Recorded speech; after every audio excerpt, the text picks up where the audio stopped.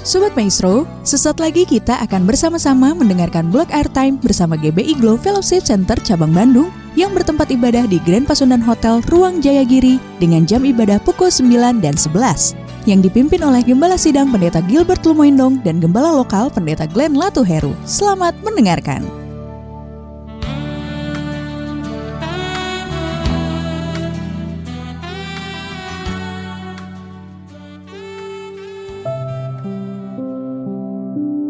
Selamat malam Sobat Maestro yang dikasihi dalam Tuhan, Shalom.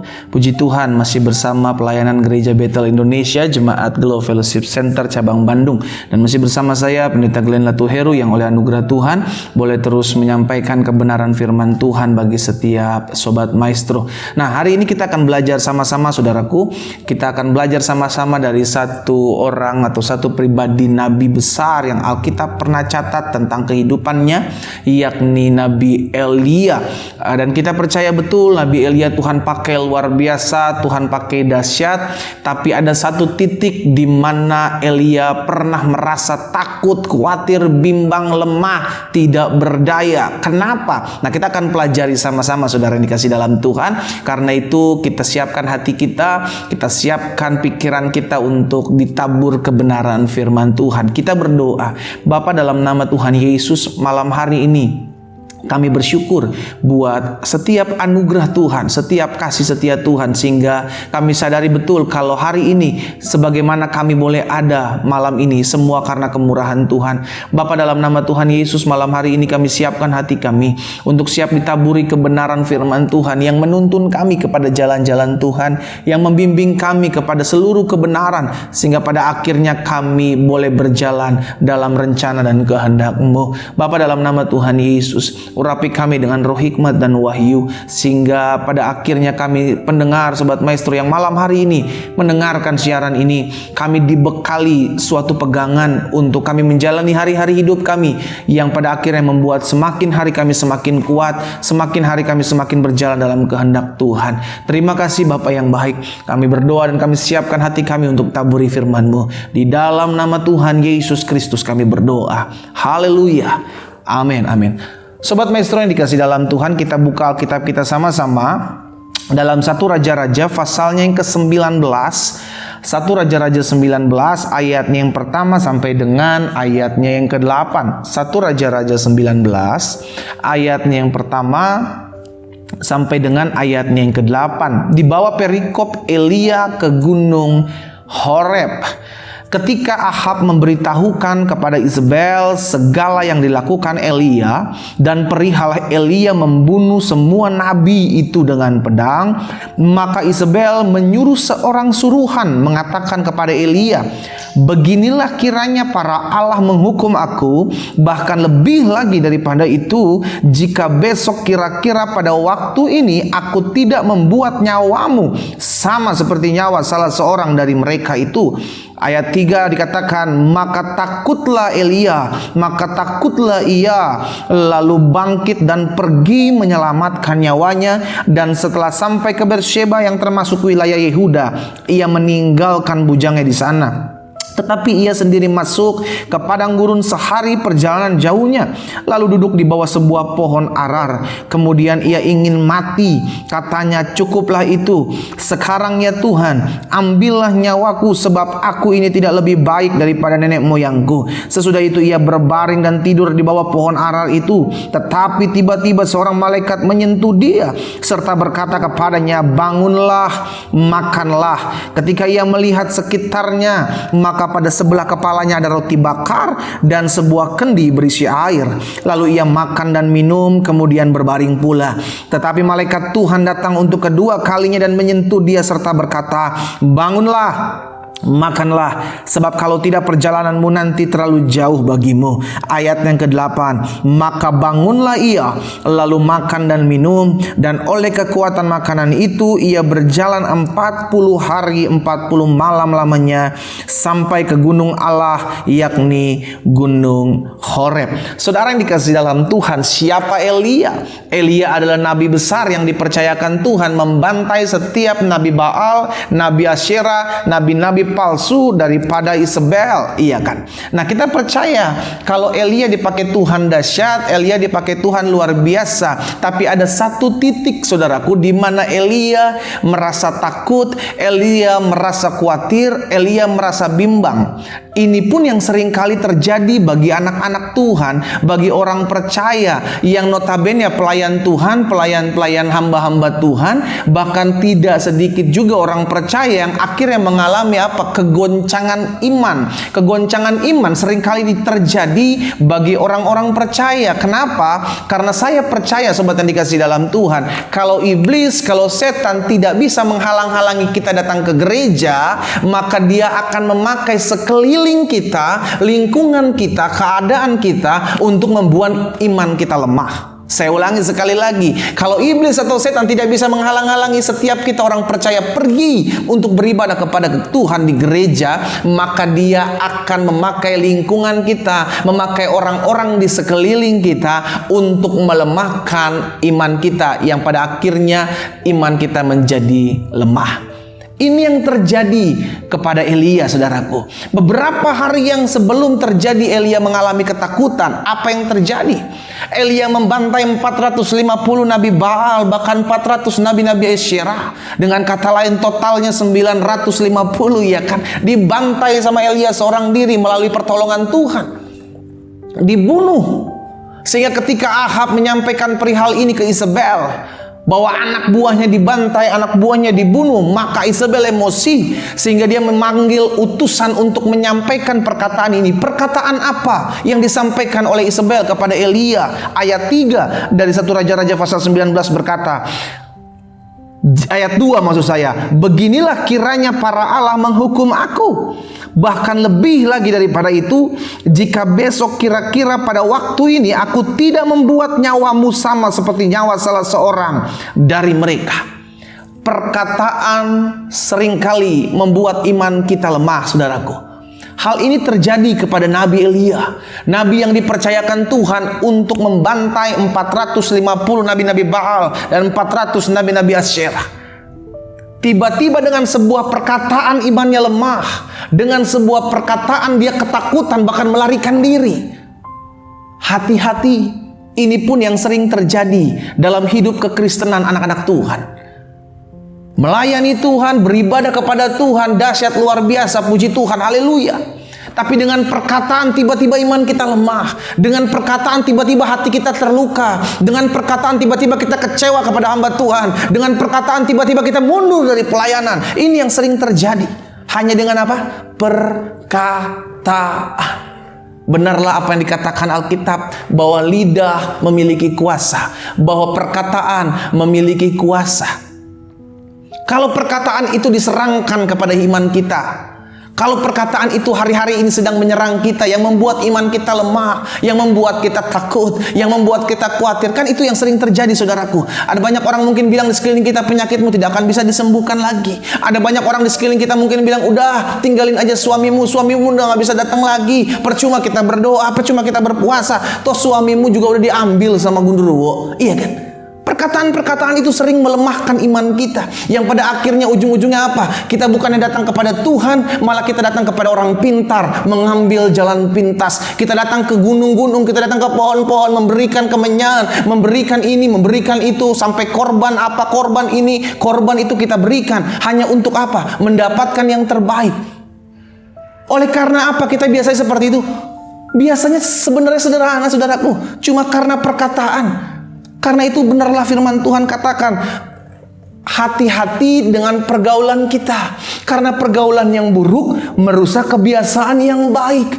Pergaulan yang buruk merusak kebiasaan-kebiasaan yang baik. Maksudnya apa? Seringkali pergaulan pertemanan kita, kita mendengar setiap perkataan-perkataan teman kita. Kita mendengar masukan-masukan teman kita, yang justru masukan-masukan itu nantinya akan membuat kita jauh dari Tuhan. Karena itu hati-hati dengan pergaulan kita. Elia, saudaraku, Elia nabi dahsyat yang luar biasa diurapi Tuhan. tiba-tiba merasa ketakutan. Ayat 3 bilang begini, maka takutlah Elia, lalu bangkit dan pergi menyelamatkan nyawanya. Bayangkan saudaraku, cuma ketika Elia mendengar perkataan Isabel yang diutus kepadanya, aku akan membunuh engkau, maka takutlah Elia. Saudaraku, seringkali perkataan-perkataan orang di sekeliling kita membuat iman kita lemah. Seringkali perkataan-perkataan orang-orang lingkungan kita membuat kita jauh dari Tuhan. Kita yang mungkin hari-hari ini sedang beriman, kita yang mungkin hari-hari ini sedang menanti-nantikan jawaban Tuhan, kita yang mungkin hari-hari ini sedang menanti-nantikan pertolongan Tuhan atas terhadap pergumulan-pergumulan kita, tiba-tiba dapat perkataan yang membuat iman kita lemah. Saudaraku, saya cuma mau ingatkan, tolak itu dalam nama Yesus. Amin. Karena kita ini, Alkitab bilang apa? Paulus mengatakan kita ini orang-orang yang hidup bukan karena melihat. Kita adalah orang-orang yang hidup karena percaya. Kita percaya janji Tuhan ya dan amin. Kita percaya Ia adalah Allah yang setia. Hanya bicara tentang perkataan, maka iman kita lemah. Saudaraku, kita jadi orang-orang yang bodoh. Kita jadi orang-orang yang pada akhirnya jatuh karena perkataan, oleh karena orang-orang di sekeliling kita. Hati-hati terhadap lingkunganmu, hati-hati terhadap orang-orang dekatmu, karena ada orang-orang dekat yang mungkin mensupportmu, orang-orang dekat yang mungkin membuat imanmu kuat, tapi ada juga orang-orang dekat yang nantinya akan membuat imanmu lemah, yang membuat dengan perkataan mungkin engkau semakin jauh dari Tuhan. Kita lihat contoh Ayub. Ayub ketika sedang diproses Tuhan, istrinya orang terdekat, saudaraku, dia bukan kasih masukan yang baik, tapi dia kasih masukan yang buruk. Apa yang dikatakan istrinya Ayub? Masihkah engkau bertekun kepada Allahmu? Matilah, kutukilah Allahmu dan matilah. Ini yang saya mau bilang. Istri-istri engkau yang mendengarkan siaran ini malam hari ini, kalau suatu hari kelak keluargamu, suamimu, anak-anakmu sedang diproses, jangan justru keluarkan kata-kata negatif. Jangan justru keluarkan masukan-masukan yang negatif. Jangan justru pakai perkataan-perkataan yang melemahkan iman, tapi pakailah perkataan-perkataan yang membangkitkan semangat. Kamu masih bisa sayangku, ayo bangkit, Tuhan menyertaimu. Iya kan? Pakai kata-kata yang memotivasi, kata-kata yang menguatkan, pakai kata-kata firman Tuhan yang membuat setiap iman suamimu, anak-anakmu semakin hari semakin kuat. Jangan justru semakin membuat hidupmu jadi kayak istrinya Ayub, yang pada akhirnya apa? Membuat suami-suami pada akhirnya jauh dari Tuhan. Nah, hari ini kita belajar, Sobat Maestro dikasih dalam Tuhan.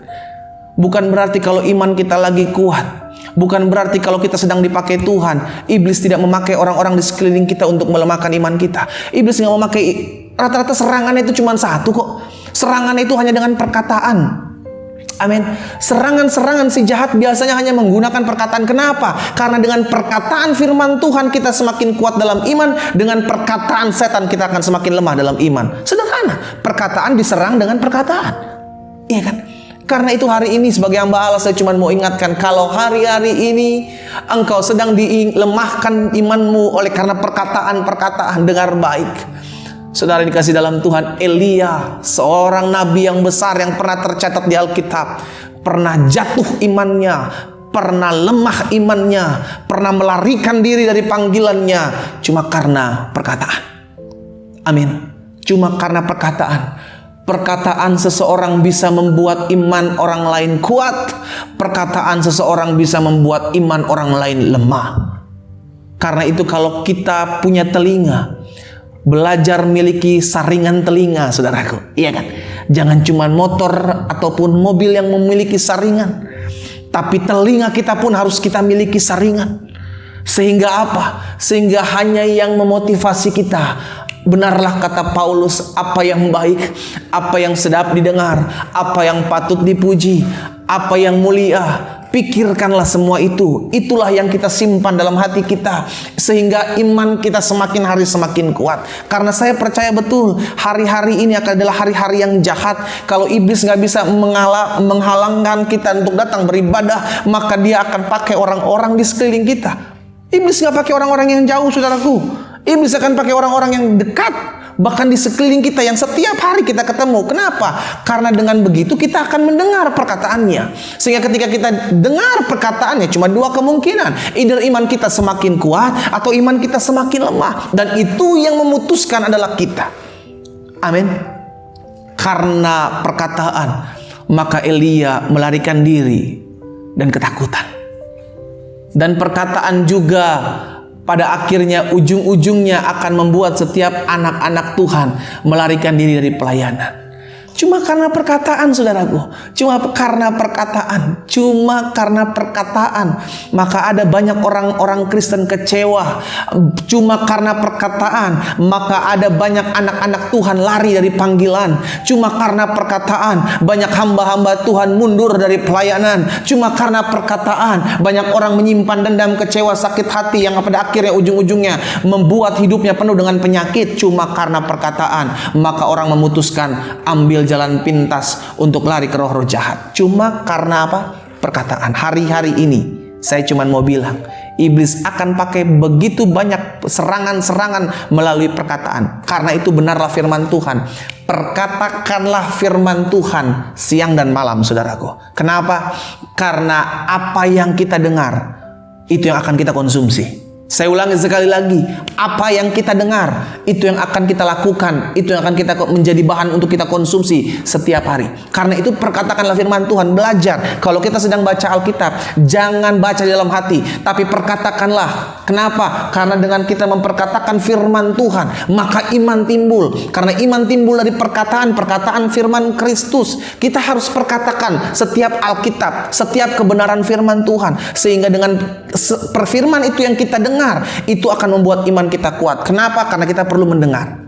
Amin. Jangan justru kita mendengar hal-hal yang negatif. Jangan justru kita menyimpan hal-hal yang negatif yang pada akhirnya membuat kita takut, membuat kita minder, membuat kita mundur dari Tuhan. Pada akhirnya kita terhilang daripada Tuhan. Sobat yang dikasih dalam Tuhan, malam hari ini, kalau engkau sedang ada dalam posisi sama seperti Elia, kalau engkau hari-hari ini sedang ada dalam posisi sama seperti Elia, karena sebuah perkataan engkau sedang terdiam jauh dari Tuhan, sebagai hamba Allah, saya kasih solusi. Sama seperti apa yang Tuhan kasih solusi kepada Elia. Kita pelajari ayat yang ke-8.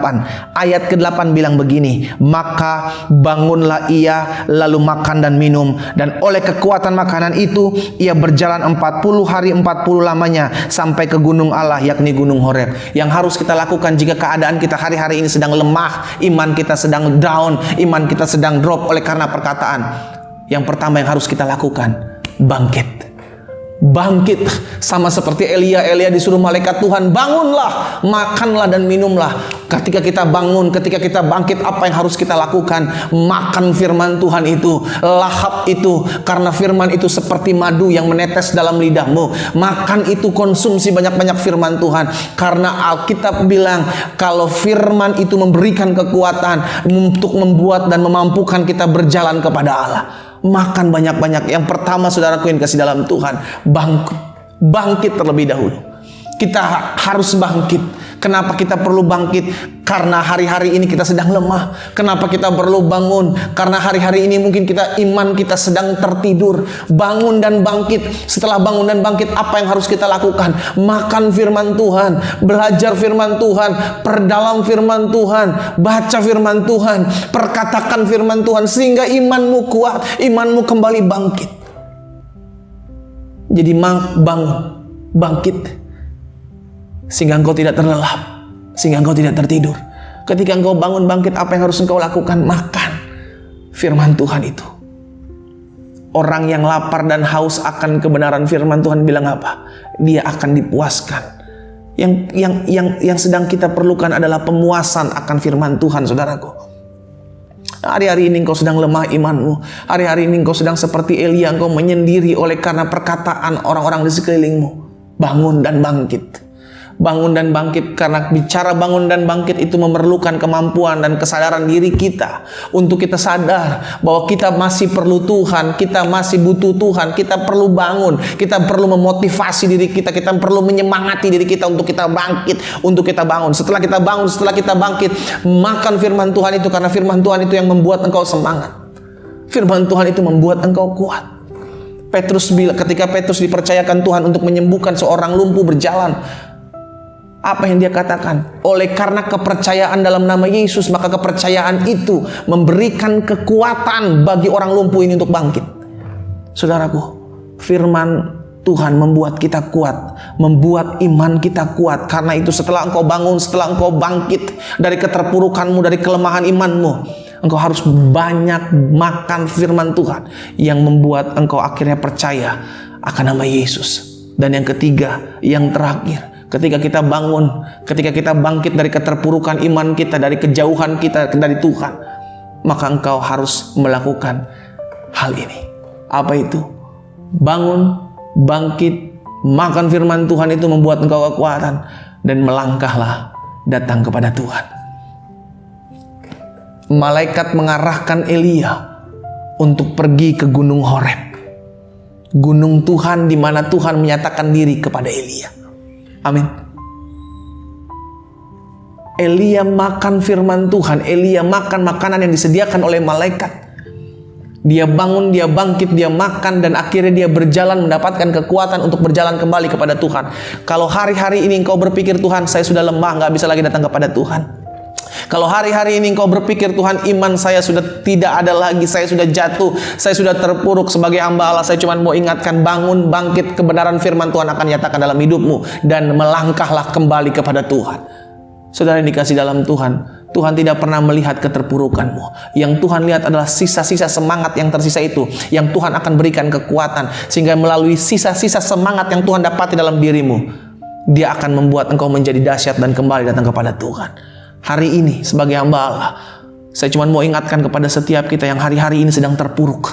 Hari-hari ini engkau sedang lemah oleh karena perkataan. Oleh karena perkataan engkau sedang jauh dari Tuhan. Oleh karena perkataan mungkin engkau sedang drop, engkau tidak lagi percaya kepada Tuhan. Oleh karena perkataan juga hari-hari ini engkau sedang mengalami kelemahan tubuh yang berlarut-larut. Sebagai hamba Allah malam hari ini saya membawa kabar sukacita. Semangat, masih ada Tuhan yang menyertai hidupmu. Semangat, masih ada jalan keluar yang Tuhan bukakan dalam hidupmu. Semangat, karena masih ada sisa-sisa semangat sukacita dalam hatimu yang Tuhan mau bangkitkan dan Tuhan mau pulihkan. Saudaraku yang dikasih dalam Tuhan, bukan suatu kebetulan malam hari ini engkau mendengarkan firman Tuhan. Tuhan mau memulihkan hidup kita. Jangan tutup pintu hatimu, buka hatimu lebar-lebar, izinkan Roh Kudus menjamah hidupmu. Saya akan berdoa buat setiap kita. Taruh tangan kita di dada kita. Bapa, dalam nama Tuhan Yesus, malam hari ini hamba percaya bukan suatu kebetulan kami boleh mendengarkan firman ini.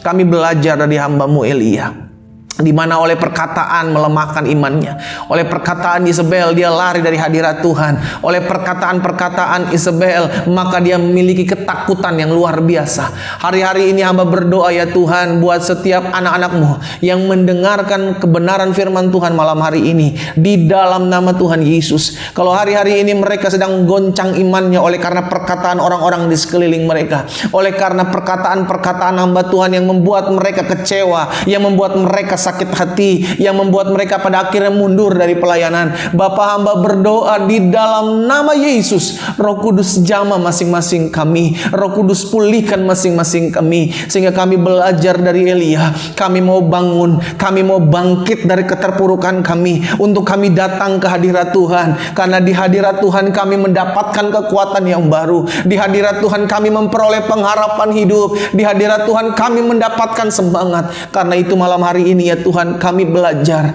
untuk memiliki saringan telinga dalam telinga kami, sehingga setiap perkataan baik ataupun buruk yang kami dengar, kami dapat menyaringnya, sehingga yang buruk kami tolak dalam nama Yesus, dan yang baik kami terima dengan iman. Bapa, di dalam nama Tuhan Yesus, hamba menyerahkan masing-masing mereka ke dalam tangan-Mu. Beri semangat bagi mereka yang kehilangan semangat Allah, beri mereka iman ketika mereka Tuhan dapati iman mereka sedang drop, iman mereka sedang down. Hamba berdoa dalam nama Yesus, sehingga perkataan firman yang pernah mereka dengar itu yang akan menguatkan dan membangkitkan iman mereka kembali di dalam nama Tuhan Yesus Kristus. Bapa, hamba menyerahkan masing-masing mereka ke dalam tangan Tuhan yang kuat. Tuhan tuntun, Tuhan sertai, Tuhan nyatakan kasih kuasa kemuliaan Tuhan dalam hidup setiap umat-Mu. Bapa, hamba menyerahkan juga mereka yang sakit, yang mendengarkan siaran malam hari ini. Hamba berdoa di dalam nama Yesus, Di dalam nama Yesus selalu ada jalan keluar, selalu ada kesembuhan, selalu ada mujizat bagi mereka yang percaya di dalam nama Tuhan Yesus. Karena kalau hari-hari ini engkau mengalami kelemahan tubuh dan ada orang-orang di sekelilingmu yang mengatakan bahwa engkau tidak dapat sembuh, jangan dengarkan itu.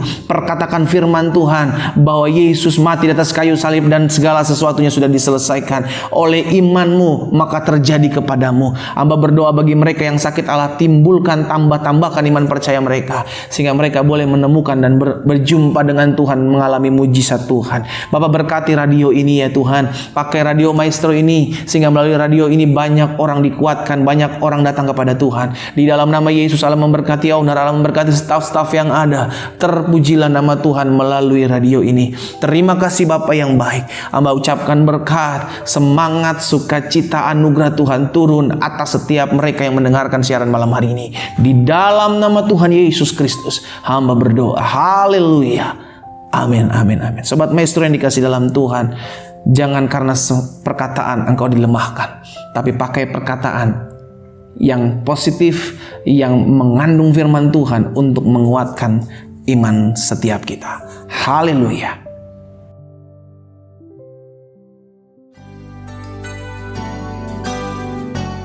Sobat Maestro, Anda baru saja mendengarkan Blog Airtime bersama GBI Glow Fellowship Center Cabang Bandung yang bertempat ibadah di Grand Pasundan Hotel Ruang Jayagiri dengan jam ibadah pukul 9 dan 11. Yang dipimpin oleh Gembala Sidang Pendeta Gilbert Lumoindong dan Gembala Lokal Pendeta Glenn Latuheru.